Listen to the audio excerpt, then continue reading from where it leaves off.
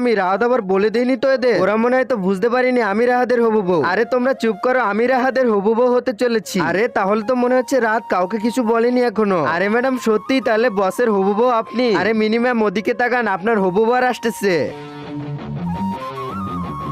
আরে ma'am sir তো আপনার দিকে একটুও তাকালো না। আরে কাজে বিজি আছে সেই জন্য হয়তো। ম্যাম সত্যি কি বসের হবু বউ আপনি, না মিথ্যা বলছেন? বেশি কথা বলো না, যাও এখান থেকে আর নিজের কাজ করো। তোমরা দাঁড়িয়ে দাঁড়িয়ে এখানে আবার কি দেখছো? তোমাদের যে কাজ দিয়েছে সেটা শেষ করো আগে। ম্যাম ওইটা করতে এখনো 2 দিন লাগবে। কি বলতেছো? কালকে ওই ফাইলটা জমা করতে হবে। আর এখনো কাজ শুরু করেনি? কালকের ভিতরে ফাইল জমা না দিলে তোমার চাকরি খেয়ে নিবো। এই মেয়েটা অনেক কথা বলছে, আজকে কে দেখাবো মজা। তুমি কি এই কোম্পানির মালিক? তুমি ওকে বের করে দিবে? এবার কিন্তু তুমি বেশি কথা বলছো, তুমি আমার কাছে মার খাবে। এই তোমার কত বড় সাহস, তুমি আমার হবু বউয়ের গায়ে হাত তুলতে যাচ্ছ?